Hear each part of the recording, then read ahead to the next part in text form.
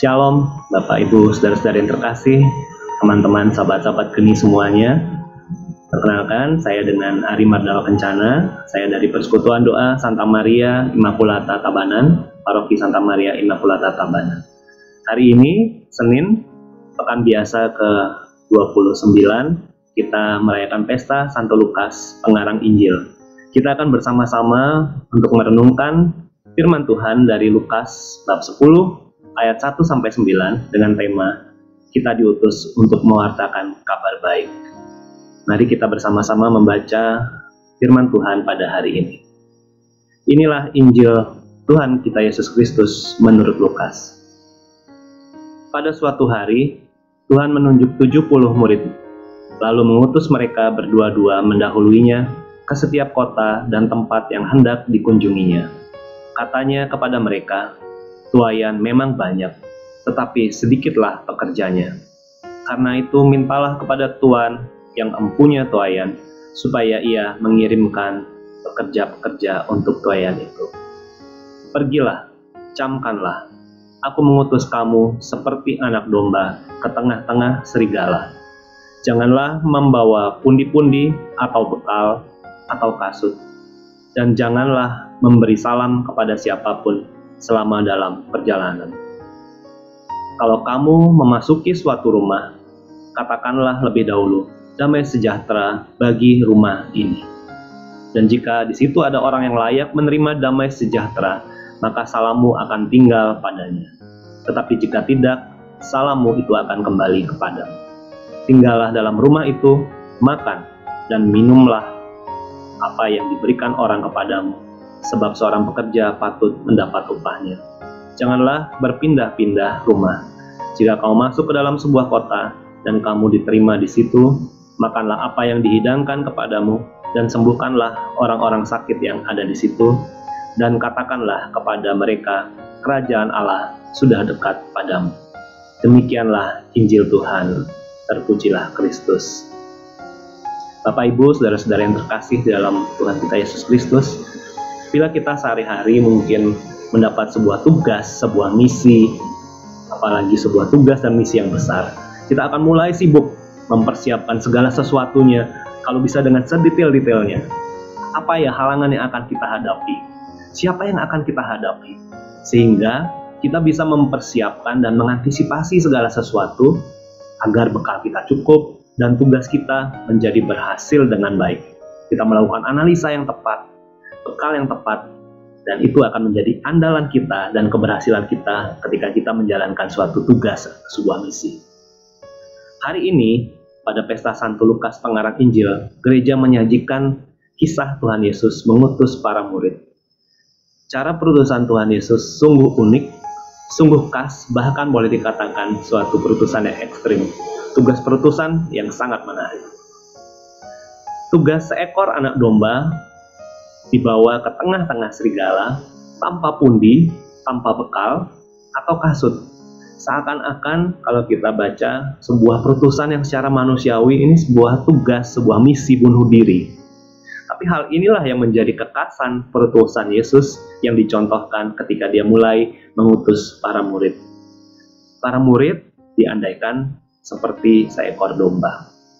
Seekor domba yang bahkan diutus ke tengah serigala. Tentu dengan akal sehat, seperti tadi saya katakan, menjadi tidak masuk akal. Tetapi, kalau kita menyadari bahwa seekor domba yang sehat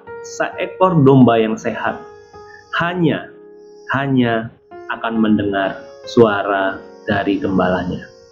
Hanya seekor domba yang sedang sakit, yang mulai mau mendengar suara orang lain. Seekor domba itu hanya mau dipanggil oleh gembalanya apabila dia sehat. Dia hanya mendengar suara gembalanya, dan gembala yang baik selalu ada di dekat domba-dombanya karena tahu bahwa domba itu tidak kuat dan sangat lemah dan perlu perlindungan. Seorang gembala yang baik selalu memberikan suatu jaminan penyertaan keamanan bagi dombanya. Maka ketika kita dicontohkan, kita diutus, para murid diutus seperti ke tengah serigala, ada sebuah jaminan penyertaan dari sang gembala, asalkan domba itu sehat dan hanya mau mendengar suara sang gembala. Membawa damai sejahtera Tuhan Yesus dan tinggal bersama orang yang dikunjungi menjadi tugas utama para murid. Seorang murid memiliki tugas yang sederhana sebetulnya, tetapi sangat berat, membawa damai sejahtera bagi dunia dan memastikan bahwa damai sejahtera dan cinta Tuhan itu tetap diam di dalam rumah yang mereka kunjungi. Perutusan kita sebagai murid-murid di zaman modern ini pun tidak kalah berat. Ada serigala keegoisan, serigala dunia yang sangat tidak peduli, serigala dunia yang sudah tidak ingat lagi siapa itu Tuhan.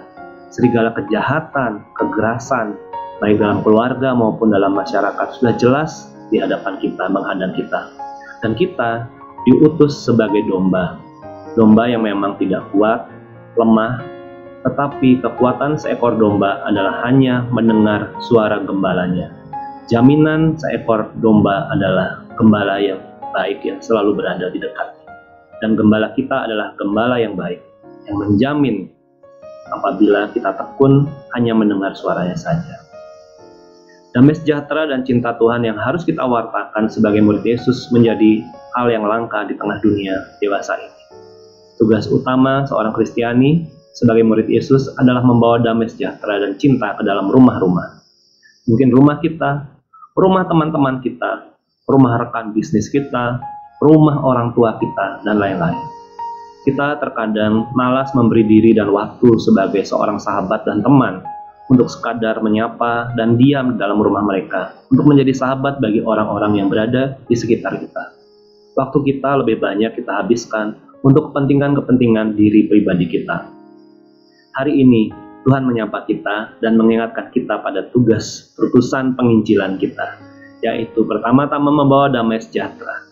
Dan langkah pertama membawa damai sejahtera adalah diam bersama orang itu, menjadi sahabat dan menjadi temannya. Hari ini mungkin kita teringat sahabat kita yang sudah lama sekali tidak pernah kita sapa, atau teman-teman kita yang sudah lama sekali tidak pernah kita lihat berada di gereja. Sahabat yang mungkin sudah kehilangan hubungan, bahkan mungkin kita sedang marah sehingga kita tidak pernah menelpon mereka lagi. Atau orang tua yang mungkin sudah seminggu ini tidak kita kunjungi. Atau anak-anak kita yang sudah seharian ini kita cuekin karena kesibukan pekerjaan kita. Mereka juga membutuhkan kasih Tuhan. Ini adalah tugas saya. Ini adalah tugas Anda sebagai murid-murid Tuhan. Semoga hari ini kita diingatkan akan kabar baik ini. Seberat apapun kesulitan dunia, ada jaminan seorang gembala yang baik yang selalu berada di dekat kita, asalkan kita juga berjuang menjadi domba yang sehat, yang hanya mau mendengar suara Tuhan gembala kita. Semoga Roh Allah membangkitkan semangat perutusan kita juga untuk membawa kabar baik menjadi saluran rahmat dan menjadi sahabat bagi sesama, agar damai sejahtera dan cinta Tuhan selalu tumbuh di sekitar kita. Tuhan memberkati kita semua. Amin.